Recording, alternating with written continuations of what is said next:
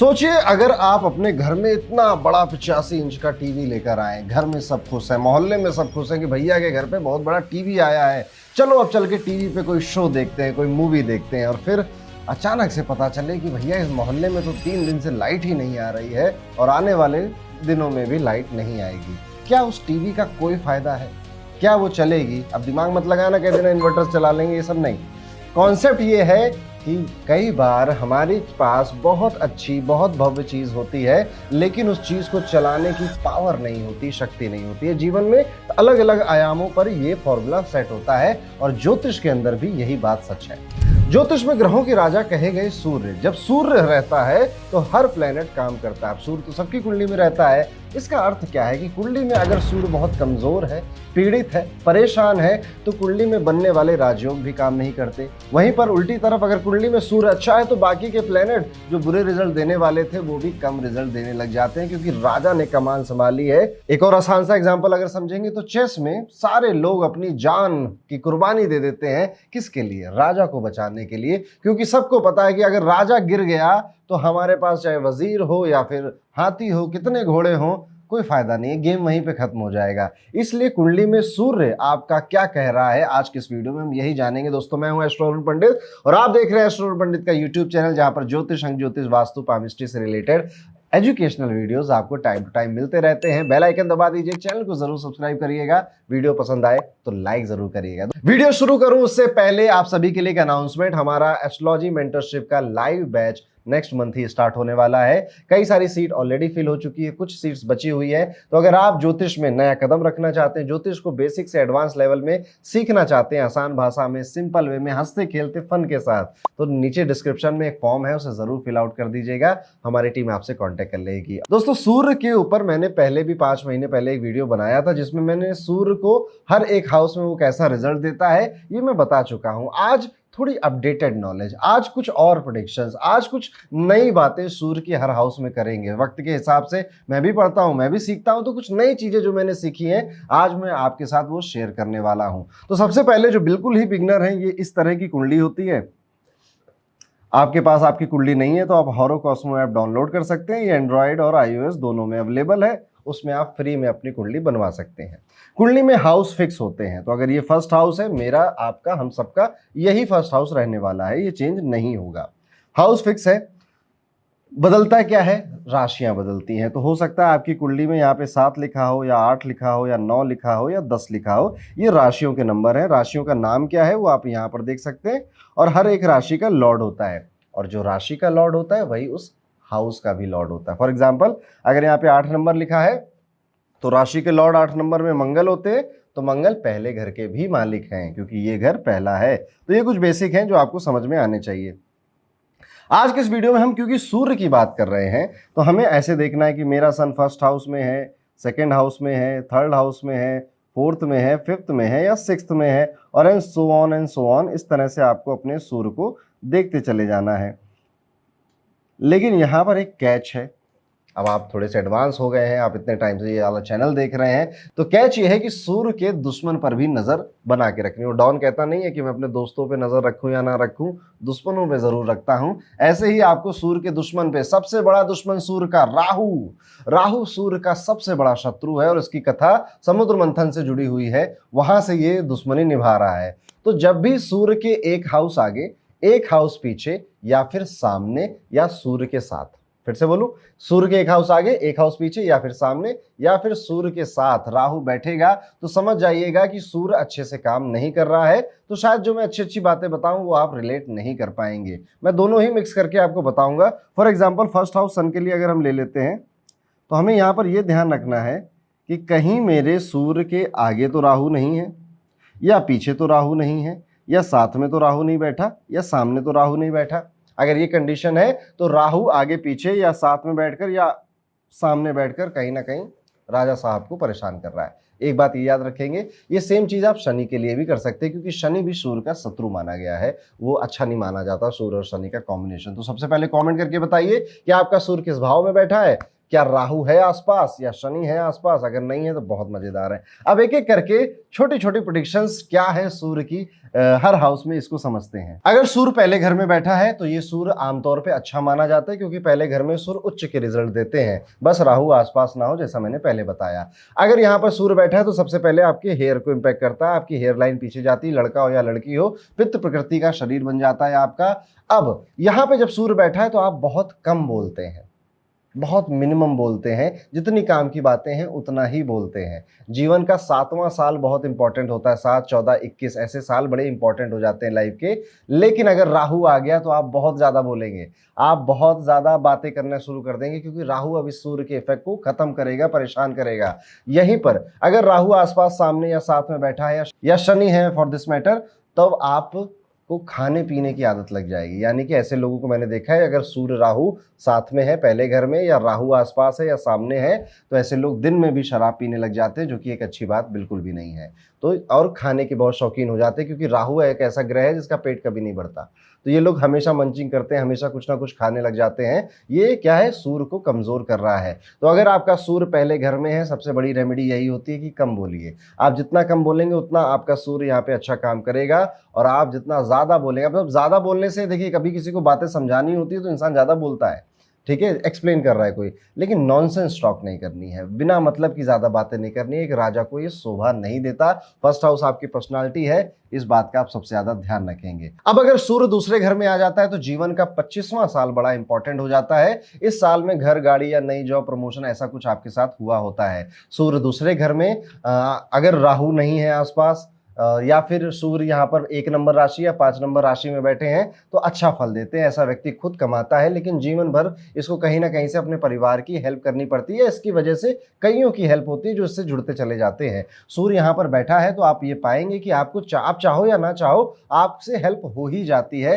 खास तौर पे आपकी फैमिली की, आपके परिवार की। हो सकता है जब आपकी शादी हो जाए तो आपकी वाइफ कहे, अरे ऐसे कैसे, वहाँ छोटे भैया भी तो वो क्यों नहीं दे रहे हैं, आप ही सारा पैसा दे रहे हो। नहीं, देना देना जरूरी है आपके लिए। सूर्य दूसरे घर में आपको जितना दे रहा है वो इसी वजह से दे रहा है कि आप अपने परिवार की हेल्प करते रहे, या फिर आपने जिनको परिवार माना, कलीग माना, उनकी हेल्प करते रहे। आप जितना करेंगे और देता चला जाएगा। तो इसमें बहुत ज्यादा कंजूस नहीं बनना है। राजा का स्वभाव तभी तक राजा जैसा है जब तक उसे देना आता है। मूवीज में नहीं देखी, माला वाला उतार के दे देते, राजा साहब लो ले जाओ, तुमने मुझे खुश कर दिया, इस टाइप की बातें। अच्छा, सूर्य दूसरे घर में है ना, तो आपके घर में आपकी कोई सुनेगा नहीं।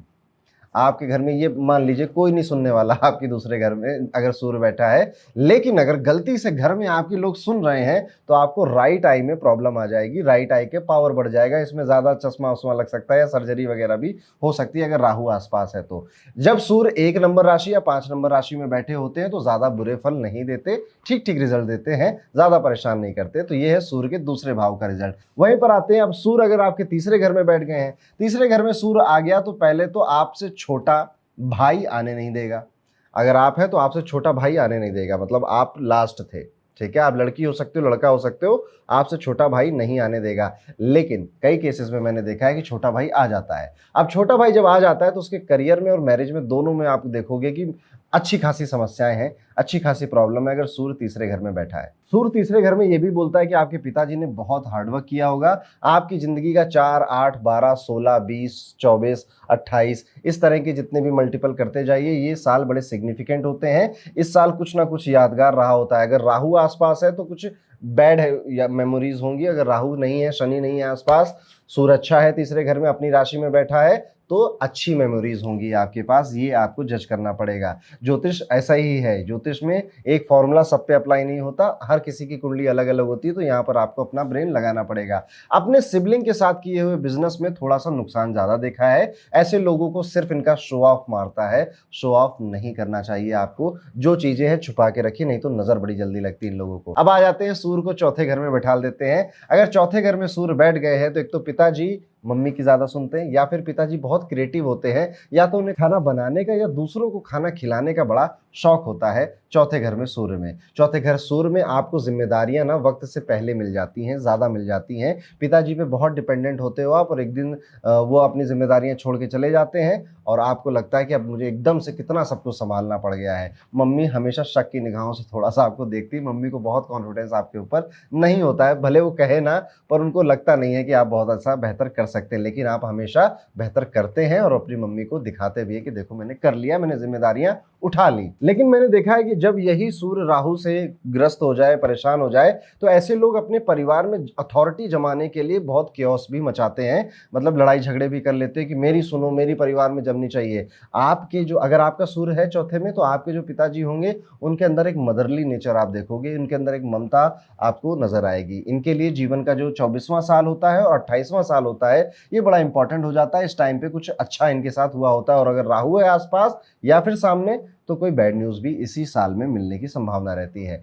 सूर्य 5वें घर में ले चलते हैं। जब सूर्य 5वें घर में आ जाते हैं तो आमतौर पे अच्छा ही माना जाता है, ये कंफर्टेबल पोजीशन है सूर्य के लिए। यहाँ पर एक तो आपके बच्चे बड़े तेजस्वी निकलते हैं, पढ़ने में अच्छे निकलते हैं, आप ना बड़े हेल्पफुल नेचर के होते हो, आपको बहुत मदद करने का मौका भी मिलता है जीवन में, और आप ना ऐसा सोचते भी हो कि कुछ ऐसा कर दो कि सबकी प्रॉब्लम सॉल्व हो जाए, सब लोग अपने जीवन में खुश रहे। खास तौर पे इस चीज की शुरुआत आपकी एजुकेशन या आपकी स्कूल लाइफ में होती है, वहां पर भी आपने कईयों को या तो पढ़ाया है या कुछ तो किया है, जिससे कि लोग बहुत आपको अच्छा मानते हैं कि यार ये हेल्पफुल नेचर है। सूर्य यहाँ पर हायर पोजीशन पर भी बैठाल देता है, अच्छी पोजीशन पर, लीडरशिप पोजीशन पे भी बैठाल देता है, ये सूर्य अच्छा माना गया है, बस राहु महाराज आसपास ना हो। देखिए सूर्य से जब भी राहु मिलेगा ना, तो आपकी बात कोई नहीं मानेगा, घर में भी बाहर भी ये एक प्रॉब्लम देखने को मिलती है, मान सम्मान में कमी देखने को मिलती है। अब आ जाते हैं सूर्य को छठे घर में लेकर। जिसका सूर्य छठे घर में होता है, प्रॉब्लम उसको ढूंढती है कि कहाँ गए कहाँ गए, अच्छा वहां बैठे हो, चलो उसके पास चलते हैं। सूर्य छठे घर में प्रॉब्लम्स बहुत आती हैं, और आपके पास प्रॉब्लम सॉल्विंग एटीट्यूड उससे ज्यादा होता है। तो कई बार आप शायद ना महसूस कर रहे हो कि प्रॉब्लम ऐसी सच कोई प्रॉब्लम आई, क्योंकि वो एटीट्यूड था आपके पास कि कोई आने तो मैं सॉल्व कर दूंगा, सब ठीक कर दूंगा। सूर्य छठे घर में आपको दूसरों की लड़ाइयां बहुत लड़नी पड़ती है, जैसे अपनी बेटी की, बेटे की, या वाइफ की, हस्बैंड की, या ससुराल वालों की, या किसी की। प्रॉब्लम्स उनकी थी, डिजायर उनके थे, इच्छाएं उनकी थी, पर पूरा आप कर रहे हो, लड़ाई आप लड़ रहे हो। सूर्य छठे घर में ये देखने को मिलता है। पिताजी के लिए बहुत अच्छा नहीं होता, पिता की सेहत के लिए बहुत अच्छा नहीं होता, या पिता से दूर रहना पड़ जाता है आपको, लेकिन वेल्थ के लिए अच्छा होता है, पैसे अच्छे दिला देता है सूर्य छठे घर में। जीवन में 20वां और 24वां साल बड़ा इंपॉर्टेंट हो जाता है, और मैंने ये भी देखा है कि 24 साल तक आते आते लाइफ में सेटल हो जाते हैं, जॉब वॉब या अपना काम करना शुरू कर देते हैं। ये एक पार्ट अच्छा होता है सूर्य छठे घर में। यहाँ पर एक चीज और देखी गई है कि सूर्य छठे घर में ना आपके पीठ पीछे बुराइयां बहुत होती हैं, बैक बाइटिंग बहुत होती है। कभी इस पर ध्यान मत देना, क्योंकि सूर्य छठे घर में दुश्मनों को या ना चाहने वालों को आपके जीवन में ज्यादा दिन टिकने नहीं देता है। अब आती है बड़ी इंटरेस्टिंग पोजीशन, सूर्य चले गए 7वें घर में। 7वें घर में सूर्य को नीच का बोला गया कि वो डेबिलिटेड अपना रिजल्ट देंगे, यहाँ पे वो बहुत ज्यादा कंफर्टेबल नहीं है। तो सबसे पहली जो चीज होती है कि आपकी शादी किसी ऐसे व्यक्ति से होगी जिसकी रोका एंगेजमेंट जैसा कुछ टूटा हुआ है, ऐसे पॉसिबल है। अगर आपकी शादी ऐसे व्यक्ति से होगी जिसने पास्ट में मल्टीपल रिलेशनशिप रखे, मल्टीपल ब्रेकअप किए, ऐसे व्यक्ति से आपकी शादी हो सकती है, ये एक पॉसिबिलिटी है। लेकिन इसके लिए राहु का और शनि का दोनों का आना जरूरी होता है सूर्य के साथ, कि आपके फादर का एक्स्ट्रा मैरिटल अफेयर रहा होगा, या फिर अब आपके स्पाउस का एक्स्ट्रा मैरिटल अफेयर अपने पड़ोस में आसपास कहीं हो सकता है। अब इसको लेकर घर में लड़ाई करने की जरूरत नहीं है, जुपिटर वगैरह की दृष्टि भी इसको कैंसिल कर देती है, ये प्रेडिक्शन गलत हो जाती है। ओके, तो घर में कुछ मत करिएगा। सूर्य 7वें घर में कई बार ऐसा भी देखा गया है कि इंसान ना फीमेल्स को बहुत ज्यादा अच्छे से ट्रीट नहीं करता, या फीमेल्स को लेकर उसके मन में कोई भावना रहती है कि ना ये डम है, ये अच्छे नहीं करती हैं, ये ऐसा वैसा कोई भावना उनके उसके मन में आ जाती है, जो कि बिल्कुल भी गलत है। 7वें घर में सूर्य आने से, चाहे आप लड़का हो लड़की हो, आपको ना आपकी दोस्ती लड़कियों से कम और लड़कों से ज्यादा रहेगी। 7वें घर में सूर्य लेकर आए हो तो लड़कियों से ज्यादा दोस्ती रहेगी नहीं आपकी, लड़कों से हो सकता है कि ज्यादा आपकी फ्रेंडशिप बने। 7वें घर का सूर्य चीटिंग करवा देता है, ध्यान रखिएगा। आपसे भी हो सकती है और आपके स्पाउस से भी हो सकती है। 7वें घर के सूर्य में आमतौर पे, मैंने पिछले वाले वीडियो में बताया था कि मैरिड लाइफ में इश्यूज रहते ही रहते हैं, आपको डोमिनेट करने की कोशिश की जाती है। सूर्य 7वें घर में कई बार ऐसा भी देखा गया है कि ऐसे लोग कास्टिज्म में मानने लग जाते हैं, रेसिज्म में मानने लग जाते हैं, जो कि ठीक बात नहीं होती है। ये भी देखा गया है 7वें घर के सूर्य के लिए। अब आते हैं सूर्य को 8वें घर में लेकर चलते हैं। 8वें घर में सूर्य आया है तो एक तो सक्सेस को लेकर आप बहुत डेस्परेट हो जाओगे कि मुझे ना बड़ा आदमी बनना है, सक्सेसफुल बनना है, और उसके लिए आप कई तरह के काम करते हो, या फिर एक ही काम को लंबे टाइम तक नहीं भी चल रहा है तो भी आप करते चले जाते हो। You are very desperate about success. Father की लाइफ में मेजर अप डाउन हुए होते हैं। फादर की कभी कहानी सुनिएगा, वो बताएंगे कि मैंने कैसे अपने करियर शुरुआत किया, कितने फेलियर्स देखे, फिर जाके मैंने राइज किया या कुछ मैंने बना पाया।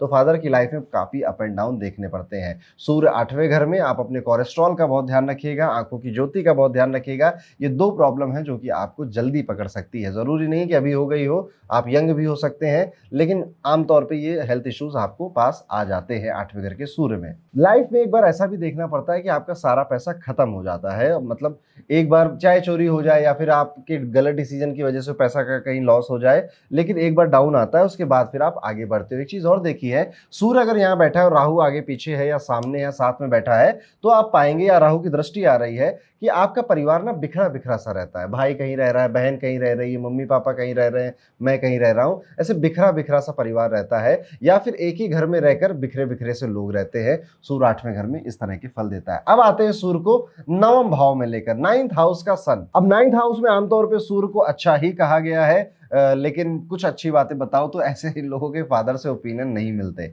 चाहे कितना अच्छा हो सूर्य, राजा अपने सामने किसी को नहीं देखना चाहता, चाहे वो सेनापति हो, चाहे उसके पिताजी हो, कुछ भी हो, राजा को बस अपनी गद्दी से प्यार है। तो यहाँ पर अपने फादर से कई बार ना मजे मजे में भी कि नहीं माननी बस पापा की बात, इसलिए नहीं मान रहे हैं, पर ओपिनियन मिसमैच रहते हैं। फादर ने अपनी लाइफ में हो सकता है कि कुछ छोटी मोटी गलतियां कई सारी की हो, जैसे किसी को अननेसेसरी पैसे दे देना या ड्रिंकिंग हैबिट हो जाना या कुछ भी, फादर ने गलतियां खूब की होती है, बाद में वो सुधर जाते हैं, बाद में वो ठीक हो जाते हैं। अदरवाइज 9th हाउस का सन ज्यादा बुरे रिजल्ट नहीं देता, it is a good son.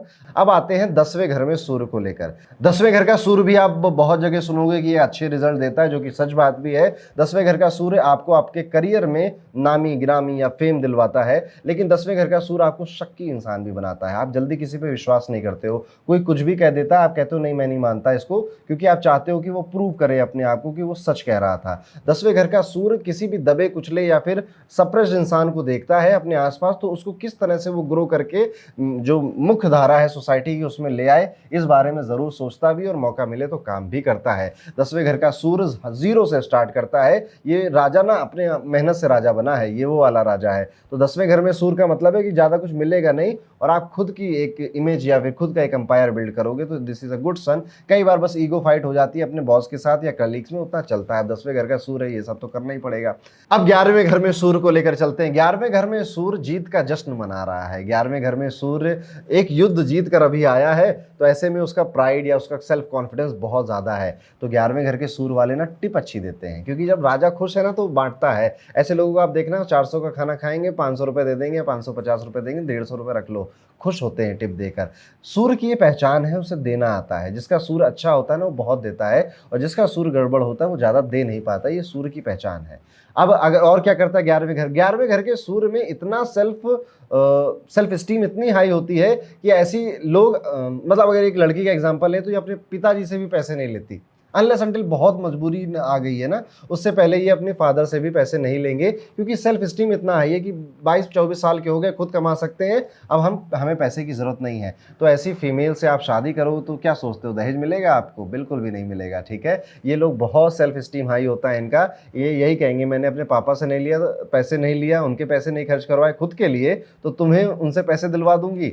बिल्कुल भी नहीं। तो 11वें घर का सूर्य ये करता है। बस हाँ, अगर सूर्य के आगे पीछे राहु है तो ये देर से बहुत उठेंगे, ये पूरी जिंदगी ना मतलब टाइम से उठ नहीं पाएंगे। हमेशा इनको ये लगेगा कि ऐसा हो क्यों रहा है। बस सूर्य जब भी राहु से पीड़ित होगा, इंसान को सुबह उठने में बहुत दिक्कत आती है। सो उसकी गलती नहीं है, उसके राहु की गलती है, ये हमें समझ लेना चाहिए। सूर्य 11वें घर में होता है तो ऐसे व्यक्तियों को आप देखोगे कि सोशल सर्कल में बहुत पिकी होते हैं, बहुत चूजी होते हैं, हर किसी से दोस्ती नहीं करते हैं। राजा के स्टैंडर्ड के लोग चाहिए ना, तो वो चूज करता है कि मेरे साथ दोस्ती कौन कर पाएगा। सूर्य 11वें घर में होता है तो ऐसे व्यक्तियों को आप पाएंगे कि इनका छोटा भाई नहीं होता। यस, इनका छोटा भाई, यहाँ पे वही वाली बात आएगी जो मैंने थर्ड हाउस सन में बोला था कि छोटा भाई नहीं होगा। और अगर आपका छोटा भाई है तो उसके करियर में अप एंड डाउन आप देखोगे, करियर ठीक नहीं चलेगा, और कई और तरह की भी समस्याएं उसको आ जाती हैं। कई बार ऐसा होता है ना कि माँ बाप की कुंडली में पुत्र का योग था, लेकिन आपकी कुंडली में छोटे भाई का योग नहीं था, तो क्या होता है, इनकी कुंडली की वजह से भाई आ तो जाता है और आपकी कुंडली की वजह से उसका करियर हैम्पर हो जाता है, उसकी मैरिड लाइफ हैम्पर हो जाती है। दोनों ही प्रॉमिस फुलफिल हो रहे होते हैं। 25वां साल बड़ा इंपॉर्टेंट हो जाता है आपके लिए। 25वें साल में या तो जॉब लगती है, घर या गाड़ी जैसी कोई चीज, एक अच्छी चीज आपके साथ हो जाती है। फादर को अपनी लाइफ में थोड़े से इश्यूज देखने पड़ते हैं अपनी फैमिली से, यानी चाचा से या ताऊ जी लोगों से कुछ थोड़े बहुत इशू देखने पड़ते हैं। ये 11वें घर का सूर्य है। अब आ जाते हैं सूर्य को 12वें घर में लेकर। 12वें घर में जब सूर्य चले गए तो 12वें घर में सूर्य सबसे पहले तो आपकी रूटीन को हौच पौच कर देते हैं। आपका रूटीन कब कहाँ क्या कैसे हो रहा है या बड़े फास्ट वे में होता है, जल्दी से कुछ समझ में नहीं आता कि क्या हो रहा है। 36वां साल जीवन का इंपॉर्टेंट हो जाता है हेल्थ वाइज से। यहाँ पे कोई हेल्थ रिलेटेड एक डाउनफॉल आपको देखने को मिल सकता है 36th ईयर में। 12वें घर के सूर्य में आपको ना एक ऐसा व्यक्ति चाहिए जो कि आपको बताता रहे कि अब क्या करना है, नहीं तो ऐसे लोग ना हौच पौच में इंपॉर्टेंट काम भूल जाते हैं और जो इंपॉर्टेंट काम नहीं थे वो करते रह जाते हैं। इस सूर्य के लिए सूर्य को जल चढ़ाना, अगर 12वें घर में सूर्य मिला है ना तो सनलाइट में जगना, सूर्य को जल चढ़ाना बहुत अच्छी रेमेडी है। अदरवाइज आपके दिन महीने साल कटते जाएंगे और आपको मतलब कभी वो एहसास नहीं हो पाएगा कि यार मैं कर क्या रहा हूँ। हमेशा ना उस चीज सवाल के पीछे आप भागोगे कि what is the purpose of my life. तो ये 12वें घर का सूर्य करता है। 12वें घर के सूर्य में आप ना जब भी सही काम करोगे तो दुनिया नहीं देखेगी, लेकिन जब जब आप कुछ गड़बड़ करोगे तो सबसे ज्यादा फोकस आपके ऊपर चला जाएगा, ऐसा भी देखने को मिलता है। 12वें घर के सूर्य में कुछ भी करिए, दूसरों के मैटर्स में, दूसरों के पंगे में टांग मत अड़ाइए, नहीं तो अंत में वो सब का तो सॉर्ट आउट हो जाएगा, आप फंस जाओगे। तो ये था सूर्य 12वें घरों में कुछ एक एक प्रेडिक्शन मैंने सोचा जो नई मैंने सीखी वो आपके साथ शेयर करूं। इसी के साथ अगर आप हमारे साथ ज्योतिष सीखना चाहते हैं, 4 महीने के साथ मिलकर लाइव क्लासेस में एस्ट्रोलॉजी का हर एक सूत्र समझना चाहते हैं आसान भाषा में, सिंपल वे में, हंसते खेलते बिल्कुल फन के साथ, तो आ जाइए मेरे एस्ट्रोलॉजी मेंटरशिप प्रोग्राम में, जिसके लिए डिस्क्रिप्शन में आपको एक फॉर्म मिल जाएगा, उसे ज़रूर फिल आउट करिएगा। ये बैच बस नेक्स्ट मंथ ही स्टार्ट होने वाला है, बहुत जल्दी। तो सीट्स लगभग भरी गई हैं, कुछ ही सीट्स भरी हैं, बची हुई हैं। जल्दी से आप आ जाइए और ज्योतिष में अपनी एक नई दुनिया, एक नई जिंदगी शुरू करिए। मिलता हूं दोस्तों अगले वीडियो में, तब तक के लिए राधे राधे।